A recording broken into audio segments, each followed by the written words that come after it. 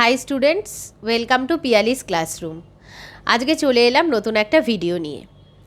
আজকের ভিডিওটাতে আমি স্টুডেন্টদের একটা কমন সমস্যা নিয়ে আলোচনা করতে এলাম, যেটা হলো অনেক সময় আমি দেখেছি যে অনেক গার্জেনরা এসে আমাকে এটা বলেছে যে ম্যাম, আমার বাচ্চা তো মোটামুটি পরীক্ষার জন্য প্রিপেয়ার হয়েছিল, একদম খারাপ হয়নি পরীক্ষার প্রিপারেশানটা, কিন্তু রেজাল্টটা ওর ভালো হলো না। কেন হলো না বুঝতে পারছি না। আবার অনেক ক্ষেত্রে অনেকে বলেছে এসে যে ম্যাম, সারা বছর একদমই পড়েনি, যে কারণে মনে হয় ওর রেজাল্টটা ভালো হয়নি। আবার অনেকে এসে বলেছে যে ম্যাম, আমার বাচ্চা কিন্তু মোটামুটি পড়াশুনোতে ভালোই, এবং আমার আশা ছিল সে ভালো রেজাল্ট করবে। আমি দেখেওছি যে সে মোটামুটি ভালোই পড়াশুনো করছিল, কিন্তু বুঝতে পারলাম না যে কোন জায়গাটাতে গিয়ে তার সমস্যা হচ্ছে। তো এরকম বিভিন্নজন বিভিন্ন প্রশ্ন আমাকে করে যে কী কারণে আসলে স্টুডেন্টদের রেজাল্ট অনেক ক্ষেত্রে খারাপ হয়। তো কমনলি গার্জেনরা যেটা ভেবে থাকে যে একটা স্টুডেন্ট সে হয়তো ঠিকঠাকভাবে পড়াশুনো করেনি, যে কারণে তার রেজাল্টটা খারাপ হয়েছে। কোনো একটা স্টুডেন্টের রেজাল্ট খারাপ হলে আমরা সবসময় তাকে বলি যে নিশ্চয়ই তুই ভালো করে পড়াশুনোটা করিসনি, ভালো করে পড়িসনি, যে কারণে তোর রেজাল্ট খারাপ হয়েছে। আগামী বছর তোকে কিন্তু খুব ভালো করে পড়াশুনো করতে হবে।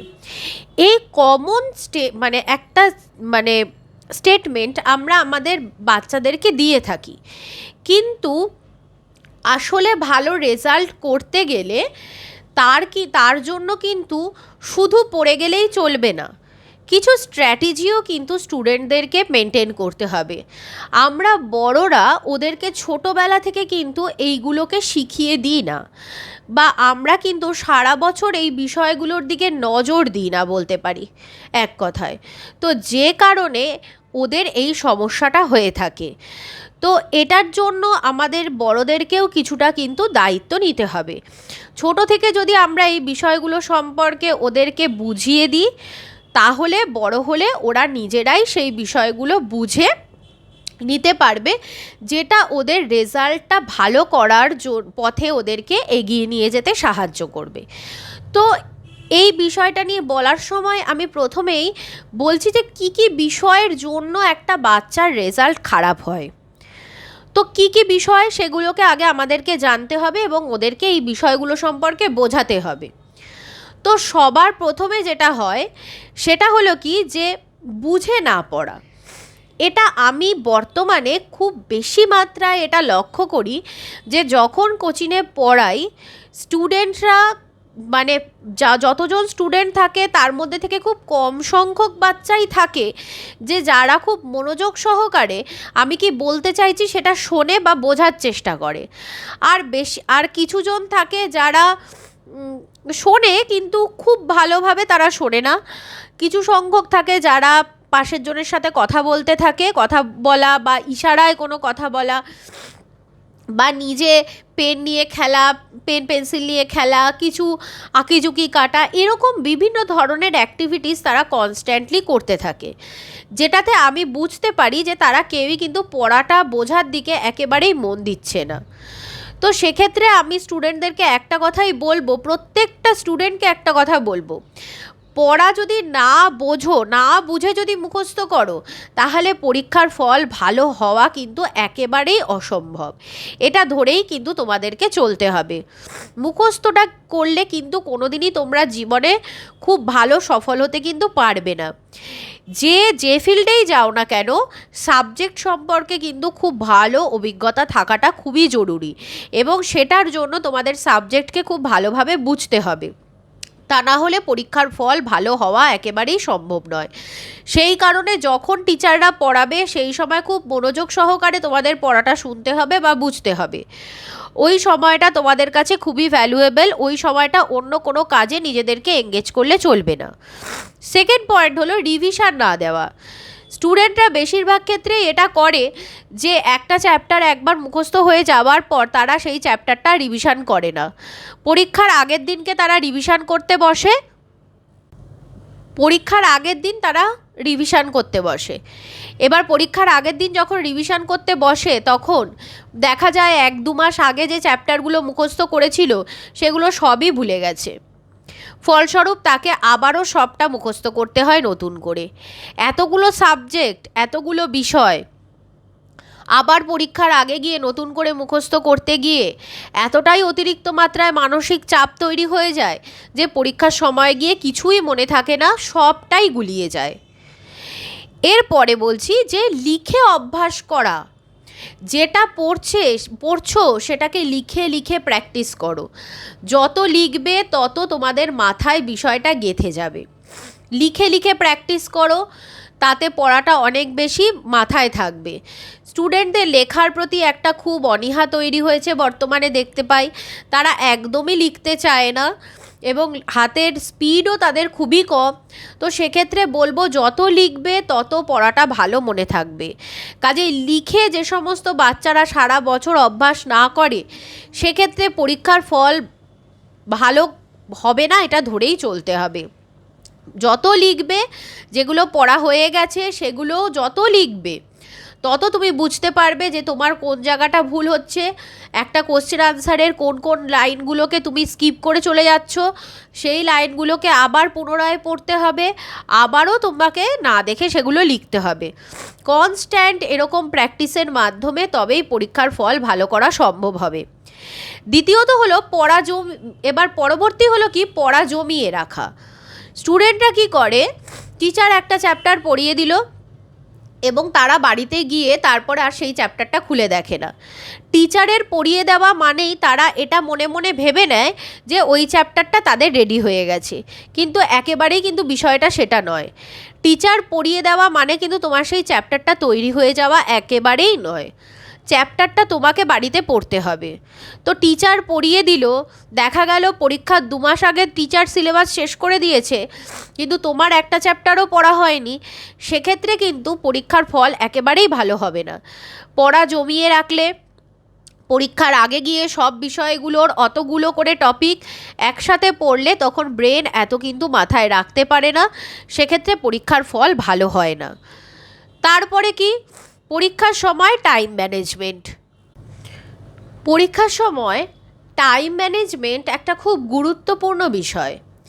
স্টুডেন্টদের ক্ষেত্রে আমি দেখেছি যখন পরীক্ষা নিই তখন আমি এটা দেখেছি যে যখন পরীক্ষার প্রশ্নপত্রটা তারা পেয়ে প্রশ্নপত্রটা পড়ে, এবার পড়ার পর তারপরে দেখেছি বারবার তারা এদিক ওদিক তাকায়, কিছুক্ষণ বসে থাকে, পেন কামড়ায়, পেন্সিল কামড়ায়, কিছুক্ষণ বসে থাকে, একটু লেখে, পাশের বন্ধু কী করছে দেখে, টিচার কোন দিকে যাচ্ছে দেখে, কিছুক্ষণ উদাসীন হয়ে বসে থাকে, তারপরে আবার লেখে। এই যে বিষয়টা, এইগুলো কিন্তু খুব গুরুত্বপূর্ণ, কারণ একটা প্রশ্ন যেটা করা হয়েছে এবং যে সময়টা দেওয়া হয়েছে, সময়টা কিন্তু ওইভাবেই দেওয়া হয়েছে যাতে তুমি ওই সময়ের মধ্যে ওই প্রশ্ন সবকটা উত্তর শেষ করতে পারো। তার মধ্যে কিন্তু তোমার বসে থাকা, পাশের বন্ধু কী করছে, স্যার ম্যামেরা কী করছে, এই বিষয়গুলো দেখার মতো সময় কিন্তু থাকে না। কিন্তু তোমরা এইগুলো করতে গিয়ে অনেকটা সময় নষ্ট করে ফেলো, যাতে কি হয়, তোমাদের যে প্রশ্নগুলো জানা রয়েছে যখন পরীক্ষা প্রায় শেষের দিকে, টাইম প্রায় শেষের দিকে চলে আসে, তখন খুব বাজে তোমাদের হাতের লেখা হয়, খুব বাজেভাবে তোমরা লেখাটা শেষ করার চেষ্টা করো এবং তাতে কি হয়, সব উত্তরগুলো লিখে আসতে পারো না। তো এটা একটা বড় কারণ। পরীক্ষার সময় টাইম ম্যানেজমেন্ট এটা খুব গুরুত্বপূর্ণ একটা বিষয়। মাথায় রাখবে, তোমাদের যে টাইমটা দেওয়া হয় ওর প্রত্যেকটা মিনিট, প্রত্যেকটা সেকেন্ডকে কাজে লাগানোর জন্যই দেওয়া হয়, ওখানে এক্সট্রা কোনো টাইম কিন্তু দেওয়া থাকে না বসে থাকার জন্য বা অন্য বন্ধুদের অ্যাক্টিভিটিস দেখার জন্য বা টিচারের অ্যাক্টিভিটিস দেখার জন্য। পরবর্তী পয়েন্টে কি বলবো, যেটা হলো কি, প্রশ্নপত্র ভালোভাবে না পড়া। অনেক স্টুডেন্টদের ক্ষেত্রেই আমি দেখেছি তারা প্রশ্নপত্রটা মনোযোগ সহকারে পড়ে না, যে কারণে হয়তো প্রশ্ন উত্তরটা তার জানাই ছিল, প্রশ্নপত্রটা ঠিকঠাকভাবে পড়েনি বলে সে সঠিকভাবে লিখে আসতে পারেনি। প্রশ্নপত্রটা মনোযোগ সহকারে পড়াটা খুবই জরুরি। প্রশ্নপত্র মনোযোগ সহকারে পড়ে তবেই তার উত্তর করতে হয়। অনেক প্রশ্ন অনেক সময় ঘুরিয়ে দেওয়া থাকে। প্রশ্নপত্রটা পড়ে প্রত্যেকটা প্রশ্নের উত্তর কিভাবে লিখবে সেটা ঠিক করে ধীরে সুস্থে তারপরেই উত্তরটা লেখা শুরু করা দরকার। অনেক স্টুডেন্টের ক্ষেত্রে দেখা যায় হাতের লেখা খুবই খারাপ। প্রথম দিকে খুব সুন্দর করে ধীরে ধীরে ধীরে ধীরে এত সুন্দর করে লেখার চেষ্টা করে ধরে ধরে, অর্ধেকের বেশি টাইম সেখানে বেরিয়ে যায়। শেষের দিকে এত বাজে করে লেখে যে টিচার সেটা আর পড়েই উঠতে পারে না। তো এরকমভাবে প্রথম একটা দুটো পাতা ভালো লিখে খাতাতে তার পরেরগুলো একদম বিচ্ছিরি করে লেখা, যেটার কারণে কিন্তু পরীক্ষার নম্বর ভালো আসে না। তো প্রথম থেকে শেষ অবধি হাতের লেখার একটা ধারাবাহিকতা মেনটেন করাটা কিন্তু খুবই জরুরি। পরবর্তী হলো কি, অনেক সময় দেখা যায় যে এখন স্টুডেন্টদের ক্ষেত্রে দেখা যাচ্ছে যে তারা এতটাই বেশি মাত্রায় ফোনের প্রতি অ্যাডিক্টেড হয়ে পড়ছে, যে কারণে তারা রাত জেগে জেগে ফোন দেখছে এবং তাদের ঘুমের খুব ব্যাঘাত ঘটছে। ঘুমের ব্যাঘাতের ফলে শরীরের মধ্যে একটা দুর্বলতা তৈরি হচ্ছে, পরীক্ষার দিন গিয়ে তাদের সঠিক এনার্জি থাকছে না, যে কারণে তাদের পরীক্ষাটা কিন্তু খারাপ হচ্ছে। এরপরে একটা পয়েন্ট বলছি, যেটা হলো কি যে ধরো কোনো একটা চ্যাপ্টারের সে যে পড়েছে, পড়ার পর তার পড়াটা কতটা তৈরি হয়েছে, কোন জায়গাগুলোতে তার ভুল ত্রুটি হচ্ছে, সেইগুলো সম্পর্কে সঠিক জ্ঞান না থাকা।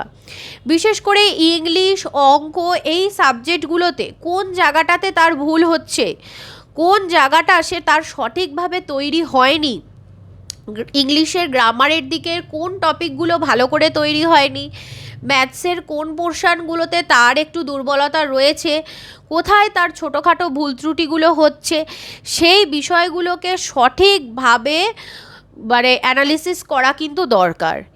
এই বিষয়গুলো সঠিকভাবে অ্যানালিসিস করে সেগুলোকে বারবার করে রিকভার করার চেষ্টা করলে আমার মনে হয় সেক্ষেত্রে পরীক্ষার ফল কিন্তু ভালো হবে।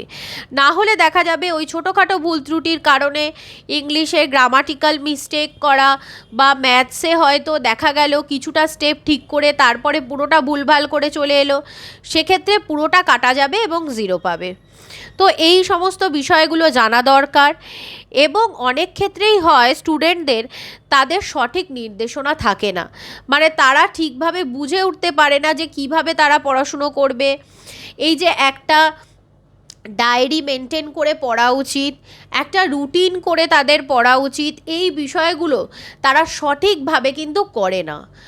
পড়াশুনোটা পুরোটাই একটা স্ট্র্যাটেজি মেনটেন করে করতে হবে এবং বাড়ির বড়দেরকে ছোটোবেলা থেকেই ওদেরকে এগুলো কিন্তু শেখাতে হবে। এগুলো যদি না শেখানো হয় ওরা এগুলো বুঝবে না এবং সেক্ষেত্রে প্রত্যেকটা বাচ্চার তাদের যে ক্ষমতা রয়েছে, তাদের মধ্যে যে পোটেনশিয়ালিটিটা রয়েছে যতটা ভালো রেজাল্ট করার, due to lack of this strategy তারা হয়তো অতটা ভালো পারফর্ম করে আসতে পারবে না। সেই জন্য আমি এই ভিডিওটার মাধ্যমে প্রত্যেকটা গার্জেন এবং প্রত্যেকটা স্টুডেন্টকে বলতে চাই, পড়া তো মুখস্থ করবে সেটা তো ঠিক আছে, কিন্তু অবশ্যই পড়াশুনোর সাথে জড়িত যে স্ট্র্যাটেজিগুলো রয়েছে সেগুলোকে অবশ্যই তোমরা মেনটেন করে চলো। আশা করি তোমরা প্রত্যেকে খুব ভালো ফল করতে পারবে। ভিডিওটা এখানেই শেষ করছি। যদি ভিডিওটা তোমাদের ইনফরমেটিভ মনে হয়ে থাকে, ভিডিওটা তাহলে তোমাদের বন্ধুদের মধ্যে এবং সবার মধ্যে শেয়ার করে দিও। আশা করি এই ভিডিওটার মাধ্যমে অনেক স্টুডেন্টরা যারা এই ধরনের সমস্যায় ভুগছিলে তারা অনেক বেশি উপকৃত হবে। এটা বলেই আমি ভিডিওটা এখানে শেষ করছি। টাটা।